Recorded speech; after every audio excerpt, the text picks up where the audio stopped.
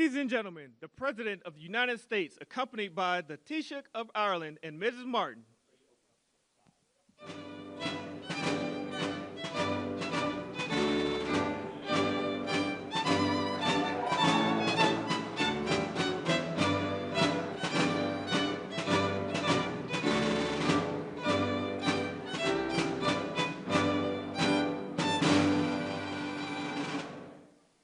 Well, thank you very much. It's a great honor.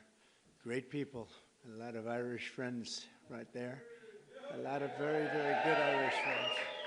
But thank you all for being here. Even though it's still a few days away, I want to be the first to wish each and every one of you a very happy St. Patrick's Day. It's a big day. And as a lifelong New Yorker, nobody knows the Irish better than me. I know too much about the Irish. So let me begin by saying I really do. I love the Irish. I've had great, great friends over the years, and I love the Irish, special people. And I've been to Ireland many times. I have a lot of property in Ireland, actually, and it does very well, so I like it. If it didn't do well, I wouldn't like it. But I'm always struck by the awesome beauty of the Emerald Isle and the strength and warmth and grit and grace of the Irish people. Very few people can compare. Today we're delighted to welcome Taoiseach Micheal Martin, a very special man doing incredibly well and very popular, and his beautiful wife, Mary. And I want to thank you both for being here. The first official visit to the White House, so thank you very much for being here with us. Thank you. Thank you.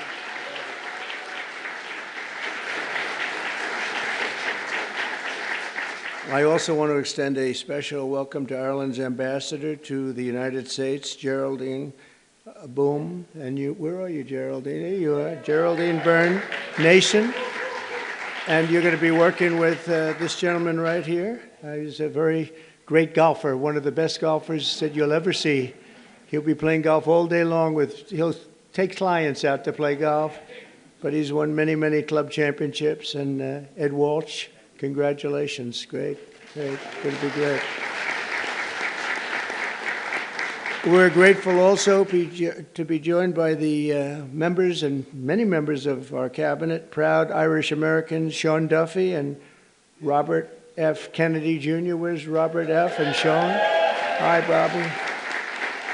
I knew that, let's see, Duffy we knew, and Kennedy we knew. Some of you I wasn't sure. Pam Bondi, I don't know. Are you Irish? Are you Irish? I don't know, with that name, I can't figure that out. She's doing a hell of a job, I'll tell you. That Attorney General Pam Bondi, Secretary of Energy. Secretary of Energy, Chris Wright. Now, you're doing a good job. You see the oil is going down. It's going down. $65 a barrel today. You're doing better than I even thought, because everything else is going to be coming down with it. All those expensive goods that you had to suffer with for 4 years are all coming down. Energy leads the way. Thank you. Good job you're doing with our friend, right? HUD Secretary Scott Turner. You're not Irish, Scott. Where's Scott? Give me a break, Scott. You know, I want to be politically correct and not mention it, but I'm going to say, how much Irish do you have in you, Sean? I don't know. He said 0. That's right. Secretary of Veterans Affairs, Doug Collins. Doug, thank you, Doug. You're Irish. EPA Administrator Lee Zeldin. He's one of the most important guys. He's going to get those approvals. A nuclear power plant will take less than 2 weeks to get approved, right, Lee? Huh?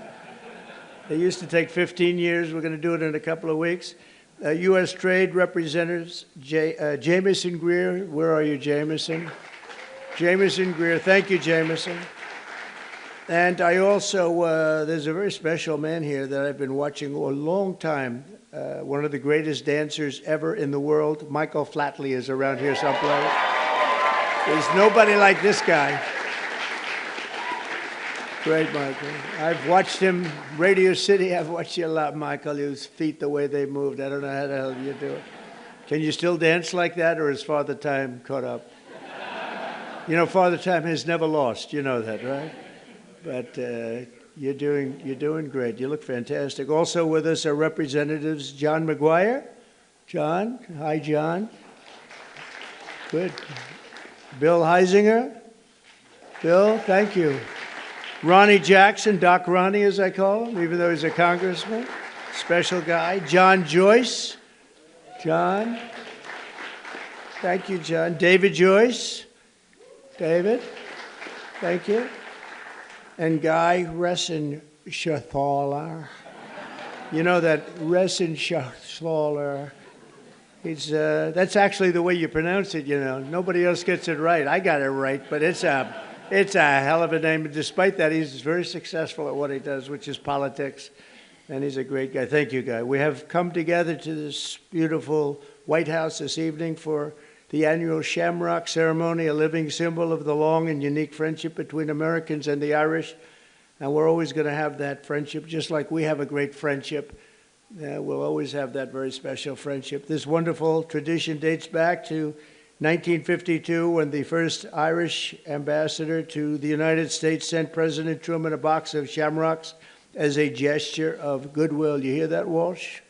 The first. You're not the first. You're, I don't know what you are. What number are you? Do you have any idea? It's been a long time, right? Let's see. I could figure it out pretty easily. The bond between our nations is the old America itself, and it is as old as our country. So many Irish volunteers risked their lives in the American Revolution, and George Washington described Ireland as, quote, the friend of my country in my country's most friendless day, meaning Ireland stuck with us when we were not doing so well, when it was looking pretty bad. Irish heritage gave us the boldness of Andrew Jackson. I didn't know Andrew Jackson was Irish. The brilliance of F. Scott Fitzgerald, Henry Ford, and Walt Disney, and the leadership of the late, great President Ronald Reagan.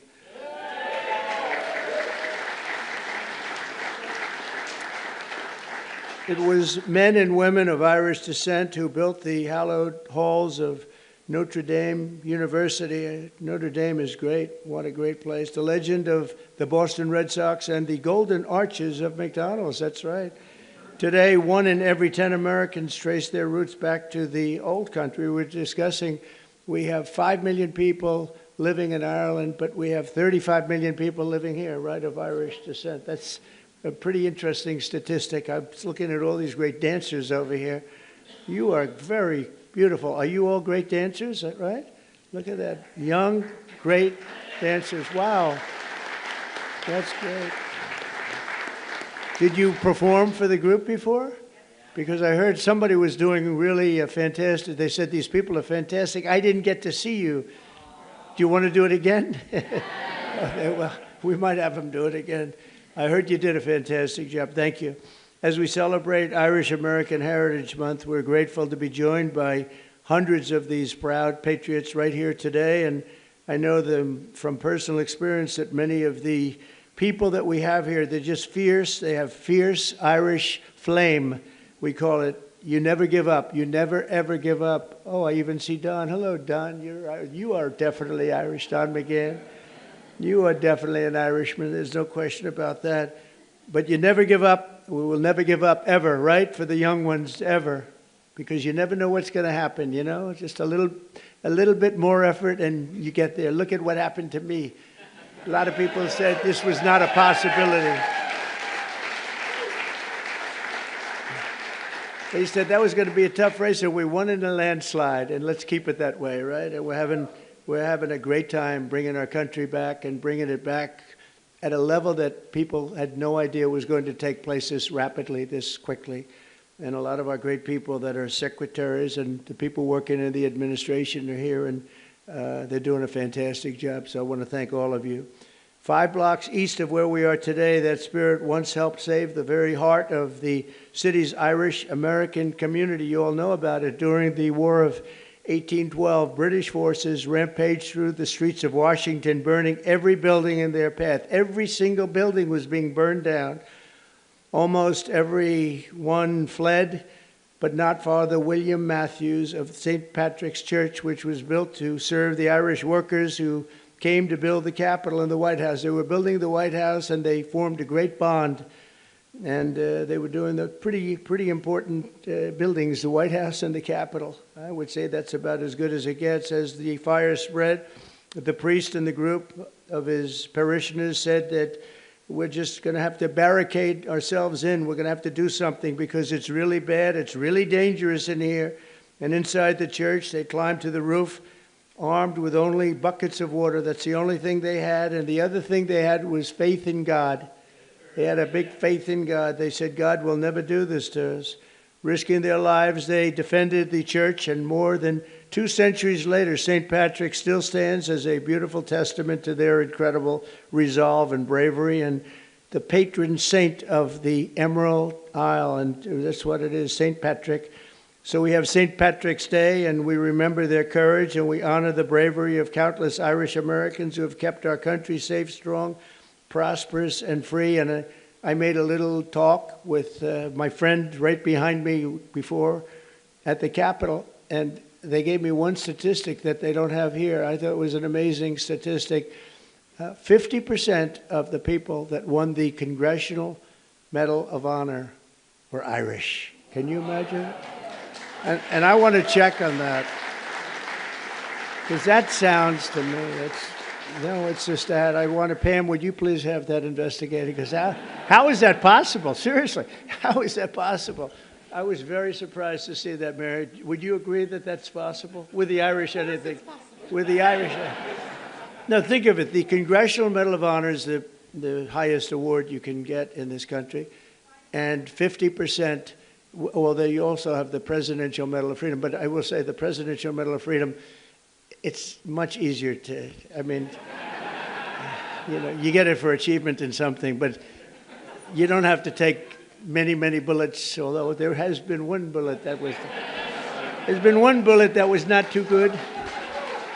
I'm the only one, the presidential, that got that. But think of that, 50% of the people that received the Congressional Medal of Honor had Irish heritage and were involved in some form with the Irish, and that's pretty good. That's a pretty big statement. In closing, I want to remember one more Irish-American patriot our nation lost this week. In 1979, Anthony R. Dolan, some of you know that name, a lot of the people that work in the White House know it very well, became the youngest ever Pulitzer Prize winner for his reporting on government corruption in Stamford, Connecticut. In 1981, he became the chief speechwriter to President Reagan, whom he served for 8 years. That's a long time. That's the full time, 8 years. Coining the phrase evil empire. That was his word. That's a very famous, if people aren't here, the evil empire was a very profound statement. Tony served as a White House advisor throughout my first term, and most recently was a special assistant to President on domestic policy and the Domestic Policy Council.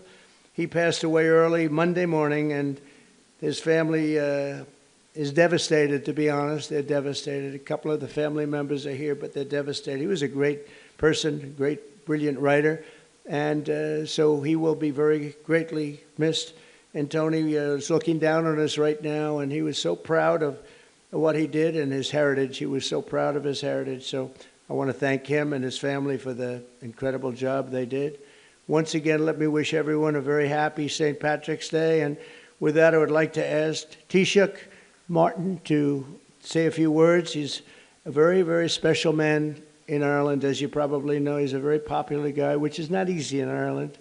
And it's an honor to have both Mary and Micheal here with us, because we really, we've gotten to know each other very well, and they're great people. Thank you very much, everybody.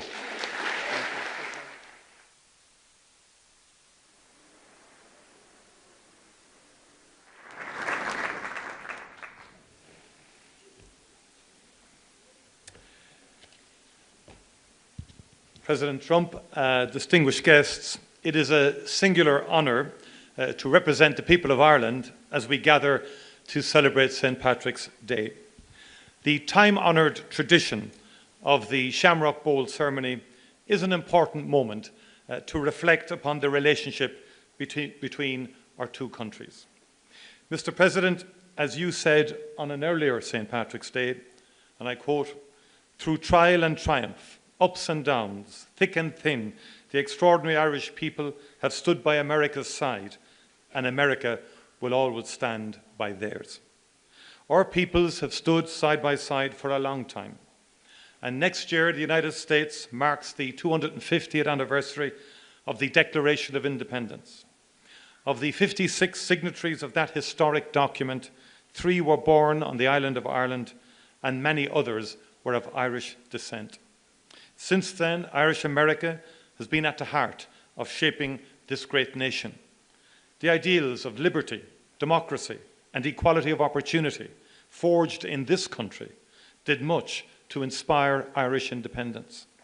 Our histories are interconnected because our people are interconnected. Today, as the President has said, more than 30 million people claim Irish ancestry in the United States. Those who came to America seeking refuge from poverty and hunger at home worked hard. They helped build the railroads that connected this country and the skylines that defined it. Others served their communities and their adopted home as firefighters, teachers, nurses, doctors, policemen, and soldiers. Irish people can now be found in almost every industry and community across the United States. Mr. President, Irish Americans have lived the American dream.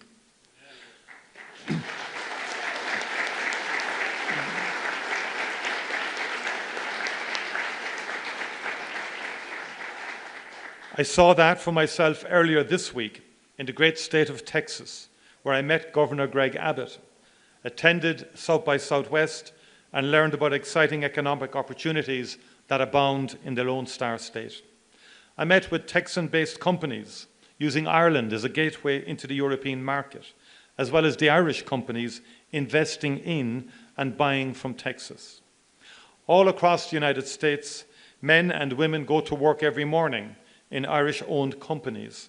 These companies play a key role in the US economy, operating in every sector, in every state.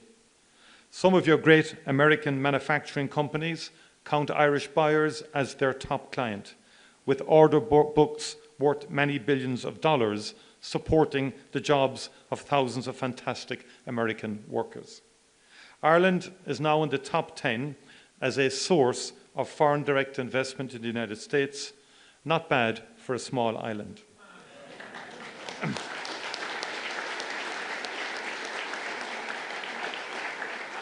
Ireland likes to trade with the United States, and the United States likes to do business with Ireland because we are strong and reliable partners.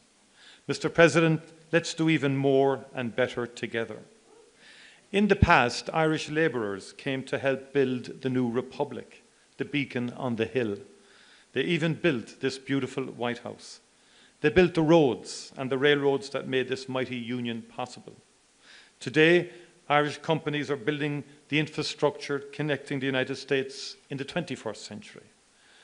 Throughout our great shared history, Ireland has played a role in bringing America closer. In doing so, we've been proud to help make this country great. Mr. President, American companies continue to invest in Ireland, where our access to the European market, talented workforce, and consistent and stable business environment makes us one of the best places in the world to do business. And just like our peoples and cultures, our economies are deeply interconnected. Investment in Ireland helps American companies sell their products across the world. Our island is home to a people with an outward perspective, generations of whom have looked to the United States for opportunity and inspiration. We've built prosperity through free and fair trade with partners all over the world, and particularly here in these United States. Let us continue to build on that foundation, bringing ever-growing prosperity to both our great peoples. Let us continue to work together to make sure that we maintain that mutually beneficial two-way economic relationship that has allowed innovation and creativity and prosperity to thrive. Mr. President, on St. Patrick's Day in 1981, in this House, President Ronald Reagan spoke of a just and peaceful solution to the conflict in Northern Ireland. And that was the start of an extraordinary journey. 17 years later, after enormous effort and commitment and dialogue and disagreement and sheer perseverance, we signed the Good Friday Agreement. We signed a just and lasting peace into being. And the United States of America was at the very center of that magical moment of hope and inspiration. Successive presidents, Republican and Democrat, cared enough to put in the late nights, the persuading, the cajoling, the negotiating, the encouraging, the influencing. And Mr. President, 3,720 people were killed in that conflict, and close to 50,000 people were injured. In per capita terms, that's many millions of Americans. And just imagine that for a moment in terms of the scale of what happened. It was the support of the United States of America that was essential in bringing that to an end. One of the greatest achievements of American foreign policy, with heartfelt commitment from both sides of the aisle. The story of peace in Ireland is one that we wrote together. We know building peace is a difficult and painstaking task, but when the mighty United States of America puts its shoulder to the wheel, there is no mountain it cannot move.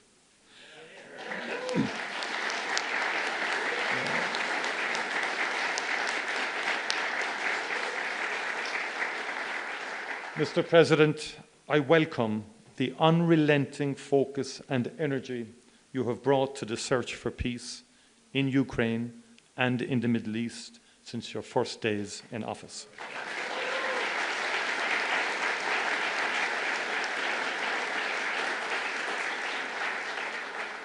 In my view, there is nothing more noble, President, than the pursuit of peace, and this is what you are doing.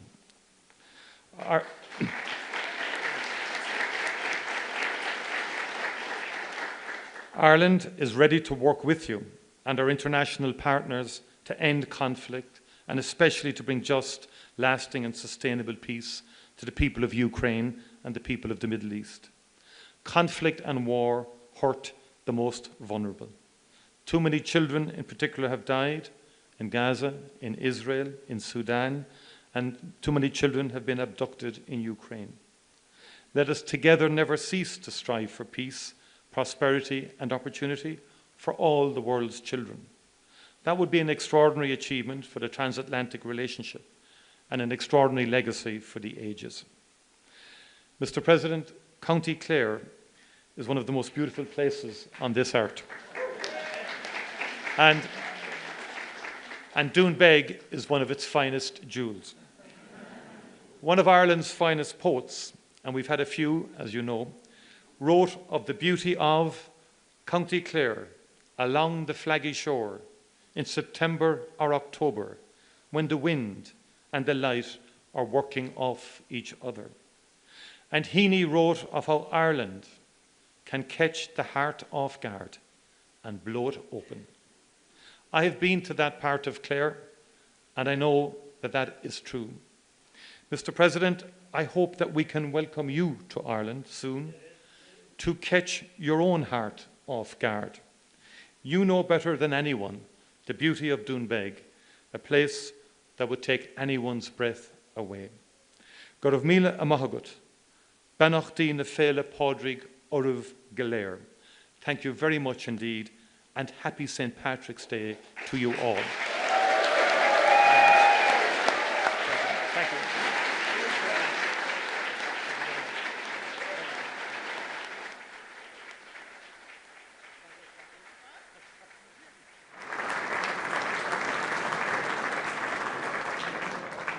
Time-honoured tradition, I'm going to present a bowl of shamrock to President Trump.